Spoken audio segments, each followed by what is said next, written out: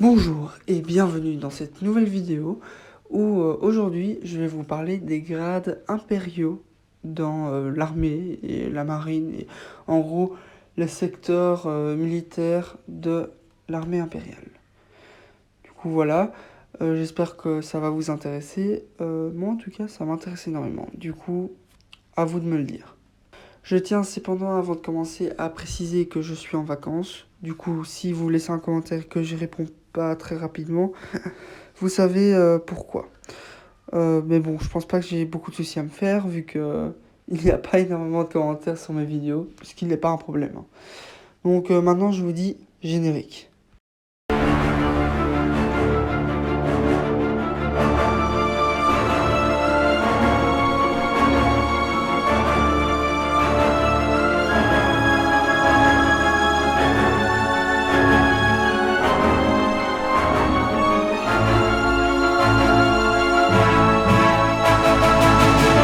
Commençons à présent la vidéo et je vais en fait commencer du coup par l'armée et la marine impériale. Je m'excuse déjà pour les dessins très schématisés, mais bon voilà, je pense que vous les connaissez très bien à présent. Donc tout d'abord nous avons l'enseigne. Alors qu'est-ce que c'est l'enseigne? Eh ben c'est tout simplement un officier junior qui n'a pas fait grand chose et qui sert juste à bord d'un vaisseau, souvent. L'enseigne est représentée du coup par un carreau rouge puis un carreau bleu en dessous. Ensuite nous avons le rang de sous-lieutenant. Du coup bon pas grand chose à dire à propos d'eux, c'est juste des officiers qui ont du coup le grade de 2 carreaux bleus surmontés de 2 carreaux rouges. Ce qu'il faut savoir, c'est que le rang de lieutenant a le même insigne, mais il pouvait aussi être représenté par 3 carreaux bleus ou 4 ou 6 carreaux bleus sur une seule rangée. Ou bien 2 carreaux rouges suivis d'un carreau bleu de nouveau sur une seule rangée. Ensuite vient le rang de capitaine ou commandant, qui a du coup 3 carreaux bleus surmontés de 3 carreaux rouges comme insigne. De nouveau, il y a plusieurs variables, mais je vais pas vraiment toutes les dire parce que il y a tellement d'insignes différentes pour le même grade que je vais juste donner celles qu'on utilise communément. Ensuite vient le major, colonel et commodore avec 4 carreaux bleus surmontés de 4 carreaux rouges. Ce qu'il faut cependant savoir, c'est que le général a également 4 carreaux bleus surmontés de 4 carreaux rouges. Seulement, les carreaux sont plus espacés l'un de l'autre. C'est comme ça qu'on les différencie. Ensuite vient le rang de vice-amiral, qui est propre à la marine impériale. 5 carreaux bleus surmontés de 5 carreaux rouges. Vice-amiral, c'est-à-dire le second de l'amiral d'une flotte. Et ensuite, bien sûr, l'amiral, avec 6 carreaux bleus surmontés de 6 carreaux rouges. Donc, on connaît plusieurs amiraux, mais cependant le plus connu est l'amiral Piet, que je pense vous connaissez tous à travers Star Wars 5 et Star Wars 6. Ensuite vient enfin le rang de grand amiral de l'armée impériale. Et du coup, c'est le plus haut rang qui est disponible au sein de la marine impériale. Et du coup, il n'y en a que très peu, quoi. Le grand amiral le plus connu, cependant, est Grand Amiral Thrawn, un de mes personnages préférés de tout Star Wars, tout simplement parce qu'il est génial. Du coup, comme ça, vous savez. Maintenant que j'ai terminé avec l'armée et la marine impériale, je vais parler du bureau de sécurité impériale, qui est, bon, pas très connu, mais c'est une branche quand même assez importante dans la militaire impériale. Nous avons tout d'abord, du coup, le rôle d'agent de l'armée, qui est, du coup, une seule rangée de 2 carreaux bleus, un carreau gris, j'ai utilisé du noir vu que je n'ai pas de gris, et un carreau rouge. Bien sûr, un agent assez connu est l'agent Calus qui est présent dans Rebels, Star Wars Rebels, la série. Si vous n'avez pas vu, je vous conseille vivement d'aller regarder. Ensuite vient le rang de inspecteur général du bureau de sécurité impériale, qui est du coup une seule rangée de 3 carreaux rouges suivis d'un carreau bleu. Et après vient le rang de colonel. 3 carreaux rouges suivis de 3 carreaux bleus. Une seule rangée du coup. Un colonel qui est assez connu est le colonel Yularen, qu'on voit de nouveau dans Rebels pendant un bref instant. Vous pouvez vous dire, tiens, Yularen, je connais ça. Et en effet, vous connaissez si vous avez vu Clone Wars. Vu que pendant la guerre des clones, il a servi sous la République en tant qu'amiral. L'amiral Yularen, ça vous dit rien? Sinon, c'est que vous avez jamais vu Clone Wars.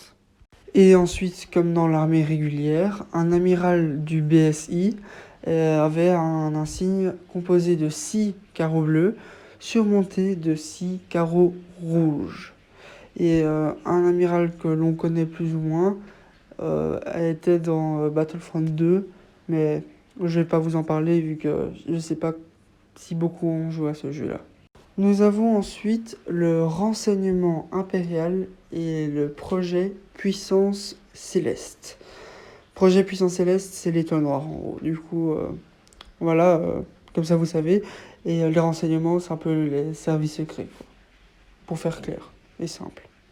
Nous avons tout d'abord le commandant, qui pouvait être dans les renseignements impériaux, ou bien pouvait être également au sein de la division de recherche en armement avancé. Donc en gros, sciences militaires au sein de l'Empire, quoi. Il avait un insigne simple de 6 carreaux rouges sur une seule rangée. Donc voilà, c'est tout. Nous avons ensuite le rang de directeur au sein des renseignements impériaux, qui a un insigne assez simple à retenir, 6 carreaux rouges et 6 carreaux bleus en dessous. Donc voilà, il revient souvent celui-là, hein. Ce qu'il faut savoir, c'est qu'il y avait un seul directeur dans l'armée, parce que bon, voilà, il peut pas y en avoir deux en soi. Et c'est Orson Krennic, que l'on connaît bien de Rogue One.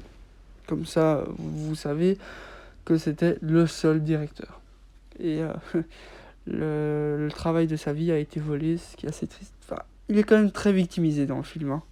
Mais bref, on n'est pas là pour parler de lui. Nous avons ensuite le rang de scientifique pour le projet de puissance céleste. Du coup, c'est simple. En fait, c'est seulement 4 carreaux jaunes suivis d'un carreau rouge sur une seule rangée. Un scientifique connu est forcément Galen Erso, qui est le scientifique principal qui a mis au monde l'étoile noire, quoi. Sans lui, il n'y aurait pas eu d'étoile noire. Comme ça, c'est simple et clair. Maintenant, je vais vous parler du coup des gouverneurs MOF, grands MOF. En gros, ce sont ceux qui se répartissent les territoires impériaux. Et c'est quand même assez simple à retenir, on va dire. Parce que, si vous voulez, je sais pas moi, dans l'état d'aujourd'hui, on va dire les États-Unis, il y a le président, et en dessous des présidents, il y a un gouverneur par État. C'est la même chose là-bas. Gouverneur, MOF et grand MOF. Et nous avons donc tout d'abord le MOF, qui a donc une rangée de carreaux bleus, et ensuite une rangée de 3 carreaux rouges, suivi de 2 carreaux jaunes. Et donc ça, c'est l'insigne d'un MOF. Et un MOF qu'on connaît est le MOF Gideon, qui apparaît dans The Mandalorian, la série. Si vous l'avez pas vue, vous devez la voir. Je vous jure, vous devez voir cette série, parce que elle est tout simplement épique. Ensuite, au-dessus de MOF, il y a Gouverneur, et ensuite Grand MOF. Gouverneur est en dessous, mais arbore le même insigne, c'est-à-dire 6 carreaux bleus sur une rangée, avec 3 carreaux rouges suivis de 3 carreaux jaunes juste en dessous, sur une deuxième rangée du coup. Un gouverneur assez connu est le gouverneur Price, qui de nouveau apparaît dans Rebels. Du coup, de nouveau, si vous l'avez pas vu, allez la voir, parce que cette série est tout simplement géniale. Elle fait quelques apparitions et tout, mais elle est surtout connue pour être le larbin de Grand Amiral Thrawn. Ensuite, nous avons forcément le Grand Moff Tarkin, qui est très très bien connu. Enfin, il apparaît dans le premier Star Wars, il apparaît dans Rogue One, il apparaît dans Clone Wars, il apparaît dans Rebels, il est un peu partout. Très très connu. Et en gros, lui, il règne sur la bordure extérieure. Comme ça, vous savez. C'est un peu son gouvernement. Je sais pas comment formuler ça, mais voilà, je pense que vous m'avez compris. Et donc voilà, c'est déjà entre parenthèses, la fin de la vidéo. J'espère que vous l'avez apprécié. J'espère que vous l'avez pas trouvé trop ennuyant non plus, parce que bon, là j'ai juste expliqué, en gros c'est ainsi correspond à ça. J'ai pas vraiment parlé de quelque chose, j'ai surtout cité, donc excusez-moi pour ça. N'oubliez pas de laisser un commentaire, et je vous dis au revoir, et dans une prochaine vidéo.